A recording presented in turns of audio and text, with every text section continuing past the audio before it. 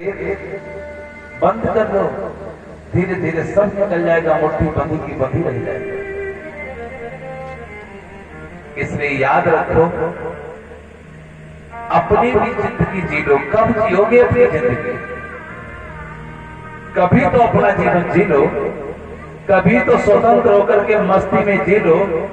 और मस्ती तो सदा फकीरों की होती है, मस्ती तो सदा भक्तों के पास में होती है।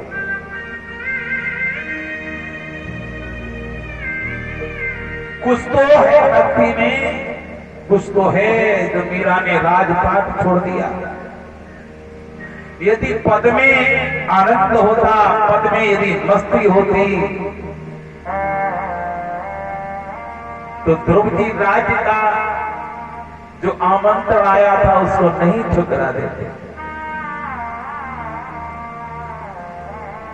यदि धन में ही आनंद होता, धन में ही अगर मौज मस्ती होती, धन में ही यदि शांति मिलती,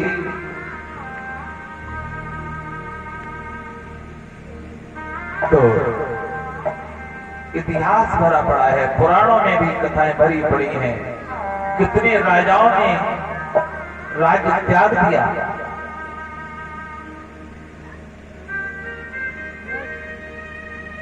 नरसी को धन में अगर सुख मिलता, मालूम नहीं पड़ता तो जो बंटवारे में धन मिला था तो उसका उपभोग करता।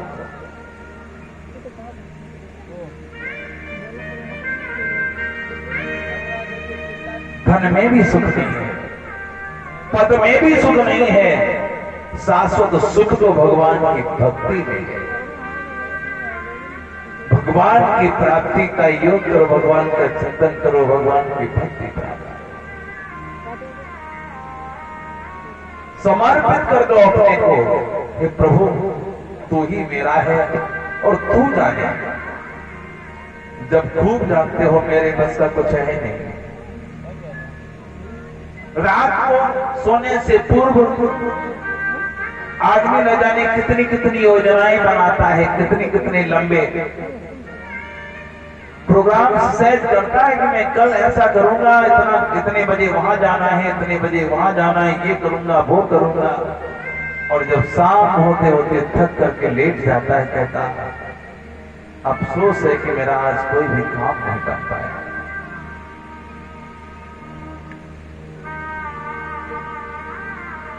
तो हमारे द्वारा जब होता नहीं, हम जब कुछ कर नहीं सकते हैं, तो ईश्वर परायण होकर के जीवन जी लो। अनन्याश्चिन्तयन्तो मां जनः परिभाषते। भगवान कहते हैं, जो अनन्य भाव से मेरा ही चिंतन करता है,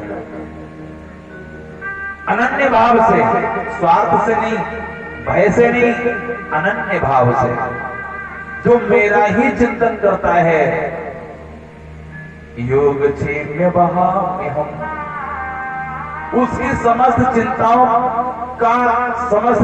की चिंता मैं रखता हूं, समस्त योग क्षेम का भार मैं उसका साधता हूं। उसको क्या आवश्यकता है, एक पल बाद उसको क्या जरूरत है, उसकी चिंता तो मैं करता हूं। हर पल अपने भक्त की चिंता मैं रखता हूं। आइए अब कथा प्रसंग पर ध्यान देते हैं।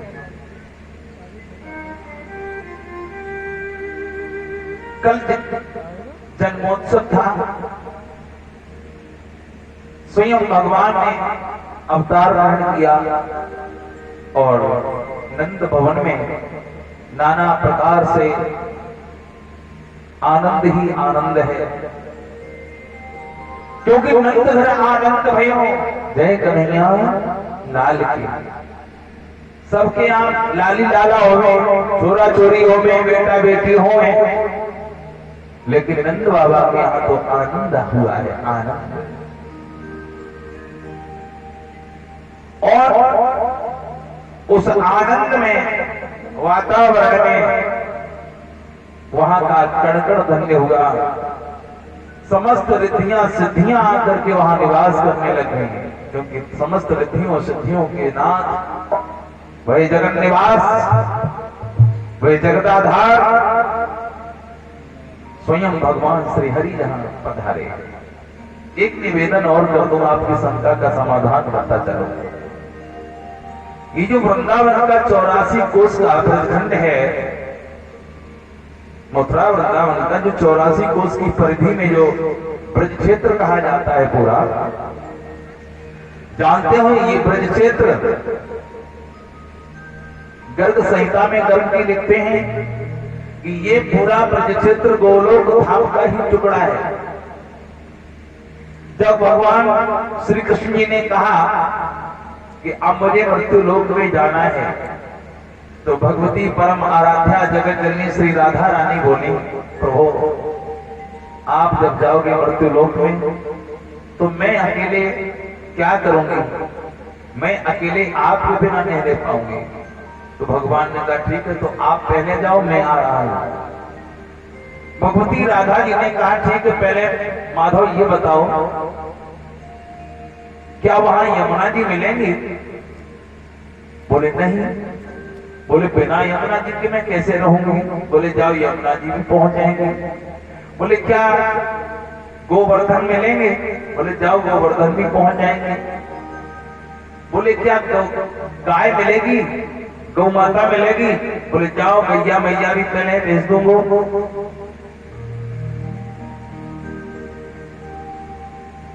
भगवती श्री राधा जी ने जो कहा, मेरे गोविंद ने भगवती श्री राधा रानी के आने से बहुत पूर्व ही सब कुछ विद्यमान कर दिया है। अब आप लोग सोच रहे होंगे इतनी जल्दी ये सब कैसे हो गया, और भगवती श्री राधा जी और भगवान कृष्ण तो बहुत समय बाद में आए। देखो भैया, हमारा जो ये मृत्यु लोक है, इसकी घड़ी सेकंड वाली है, बहुत जल्दी जल्दी घूमती है। ये बहुत जल्दी एक चक्कर लगा देती है, और जो मिनट वाली सुई है वो इससे काफी देर बाद चक्कर लगा पाती है, और सबसे देर में घंटे वाली सुई चक्कर लगाती है। तो इस सेकेंड वाली सुई के अंतर्गत ये हमारा मृत्यु लोक आता है, हमारा ये भूखंड आता है। यहाँ जल्दी जल्दी जन्म होते हैं, जल्दी जल्दी मृत्यु हो जाती है, जल्दी जल्दी फसलें तैयार हो जाती हैं, और जो देवलोक है, जो देवताओं का लोक है, वो मिनट के हिसाब से है। जब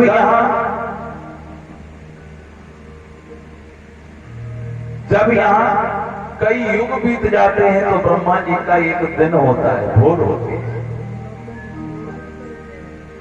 और ब्रह्मा जी के ऐसे 100 वर्ष पूरे हो जाते हैं तब एक कल्प होता है। तो आप समझ लीजिए हमारे मृत्यु लोक का जीवन कितना क्षणिक है। ये हम सेकेंड वाली सुई के अंतर्गत जी रहे हैं। बहुत जल्द पैदा हुए, बड़े हुए और बूढ़े हो गए, बहुत जल्दी बाल पक जाते हैं, बड़ी जल्दी सफेदी आ जाती है, शरीर में झुर्रियां पड़ जाती हैं, अंग सब शिथिल पड़ जाते हैं। किंतु गोलोक धाम तो नित्य आनंद है, वहां तो शाश्वत आनंद है, वहां वो समय से परे है, वो तीनों गुणों से परे है, त्रिगुणातीत है, और त्रिगुणातीत की जगह गोलोक धाम का यही एक टुकड़ा ब्रजखंड हुआ करके, जहां यमुना महारानी कल कल ध्वनि करती बहती है, जहां गिरिराज है, जहां गोवर्धन पहाड़ है, जहां सुंदर सुंदर गैया है। जानते हो भगवान से एक दिन मुक्ति ने कहा, वृंदावन की गैल में मुक्ति पड़ी दिल खाए, मुक्ति कहे गोपाल सो मेरी मुक्ति बताए। स्वयं मुक्ति भगवान से कहती है कि मेरी मुक्ति कैसे होगी, वो तो हमें बता दो। तो भगवान कहते हैं निश्चिंत रहो देवी, पड़ी रहो या अकेले में साधु संत चली जाए, उड़ी उड़ी रज मस्तक पड़े सुसहज मुक्ति मिल जाए। पड़ी रहो इसी गेल में, वृंदावन की परिक्रमा मार्ग में साधु संत निकलेंगे, परिक्रमा लगाए हुए और मैं के चरणों की पग धूली तुम्हारे अंग अंग पर पड़ेगी, तुम्हारे मन मस्तिष्क में पड़ेगी, तुम्हारी मुक्ति हो जाएगी। जहां मुक्ति भी अपनी मुक्ति की कामना लेकर के जिस ब्रजभूमि में पड़ी हुई है, वह ब्रजखंड कितना धन्य है, कितना आनंदित करने वाला है। उसी ब्रजभूमि में भगवान श्री कृष्ण आनंद सिंधु पधारे, नंद घर आनंद भयो जय कन्हैया लाल। कई दिनों तक बधाइयां बजती रही। भगवान शिव जी जन्म के समय तो डमरू बजा बजा करके नाचे, ब्रह्मा जी मंगलाचरण कर रहे हैं, स्वस्ति वाचन पढ़ रहे हैं, देवी सरस्वती पधारी, भगवती लक्ष्मी पधारी, रिद्धियां सिद्धियां सब पधारी। कितना आनंद का समय है, सब बेसुध होकर के आनंद निमग्न हो रहे हैं। इधर जब उत्सव चल ही रहा था तो नंद बाबा को याद आया कि हमने कंस का भी कर नहीं चुकाया, 1 वर्ष पूरा हो गया। अब ब्रज के गोपों को अपना नगर सौंप करके और बैलगाड़ी में बैल जोत करके मथुरा के लिए चल दिए। मथुरा जी में आए, कंस का कर दिया। इधर वसुदेव जी को मालूम हुआ कि हमारे भैया, हमारे मित्र आज यहां मथुरा में आए हुए हैं। मालूम हुआ कि कर भी उन्होंने चुका दिया।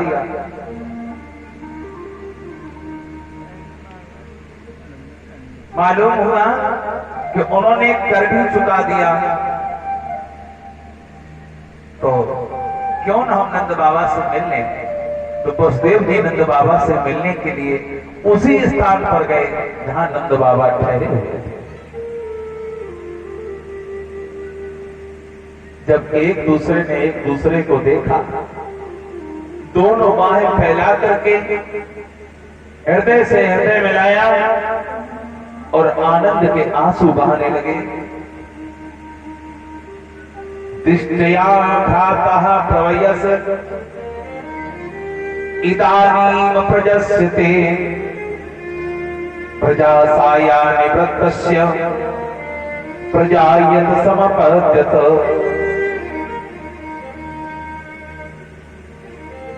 भैया, तुम्हारी अवस्था ढल चली थी और अब तक तुम्हें कोई संतान नहीं हुई थी। भगवान की कृपा से, यमुना मैया की कृपा से तुम्हें वृद्धावस्था में संतान मिली, तुम्हारी कामना पूर्ण की भगवान। भैया, ये तो बड़े सौभाग्य की बात है, अब तुम्हें संतान प्राप्त हो गई। दिष्टया संसार चक्रे अस्मिन् वर्तमाना पुनर्भवा उपलब्धो भवानद्य दुर्लभम प्रियदर्शनम।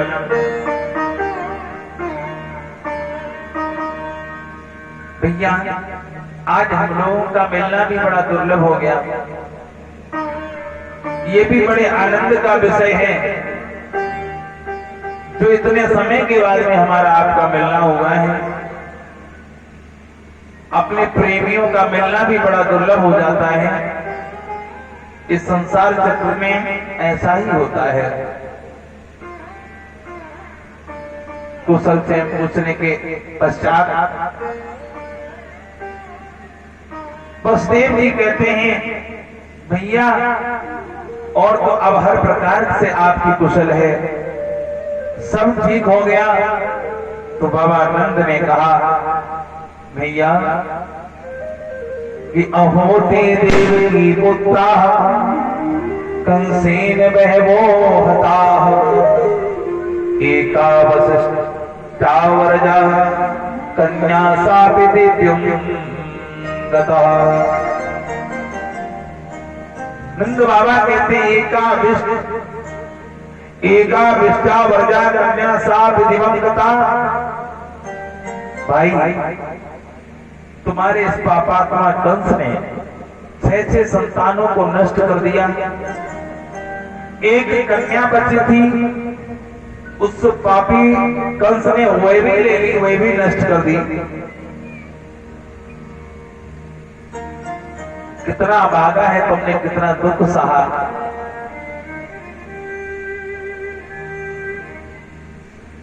इसमें संदेह नहीं कि प्राणियों का सुख दुख भाग्य पर ही अवलंबित है। देखो कितनी सुंदर बात नंद बाबा ने कही है। अगर हमारे जीवन में कोई दुख आता है तो किसी न किसी हमारे प्रारब्ध का ही वह फल है। कभी किसी को ये दुख नहीं देना चाहिए कि उस दुष्ट की वजह से हमें दुख मिला, उसकी वजह से दुख मिला। ये सुख दुख, ये मिलन और बिछड़न, ये सब हमारे प्रारब्ध के अनुसार इस संसार में प्राप्त होता है।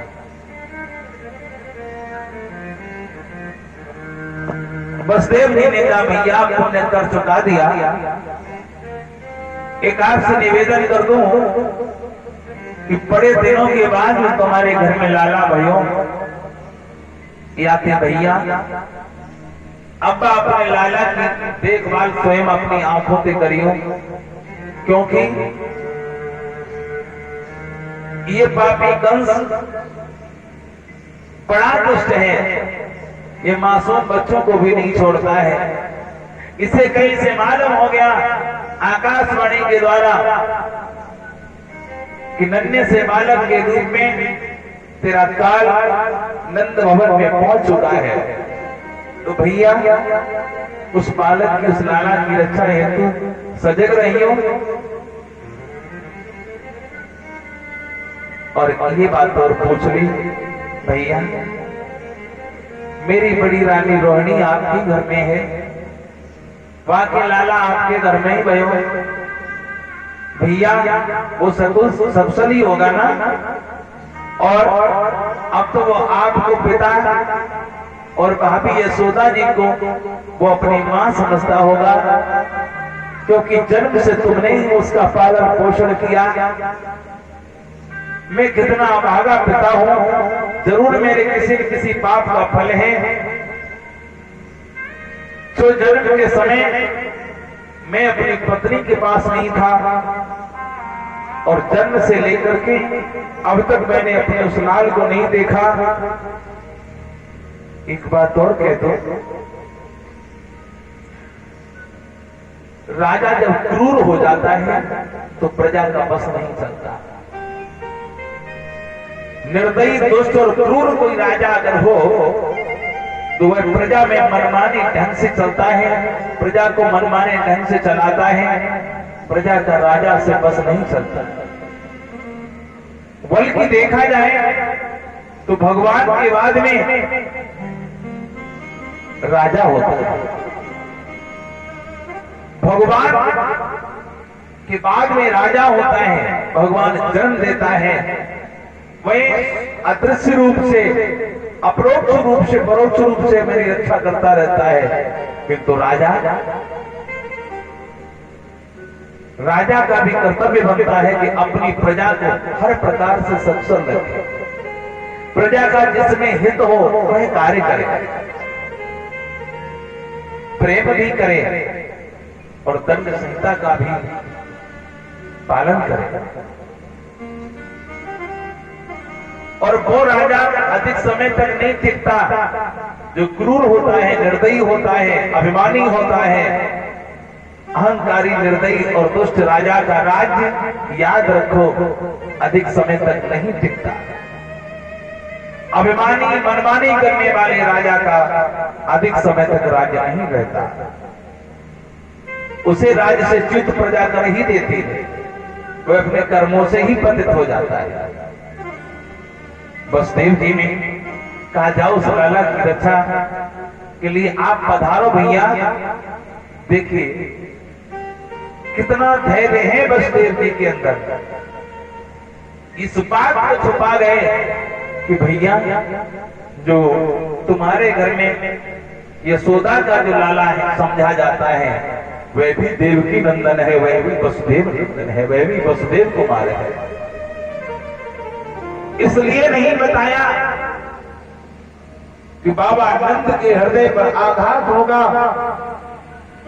बाबा नंद को ठेस पहुंचेगी। अभी तो बाबा नंद पुत्र वात्सल्य की ही ममता में हिलोरे खा रहे हैं, और कहीं ऐसा ना हमने बता दिया कि वह भी मेरा ही लाला है, तो बाबा नंद बहुत दुखी हो जाएंगे। कदापि नहीं इस बात को बताया, ये रहस्य अपने मन में ही रखा। कितनी गंभीरता है वसुदेव जी के अंदर।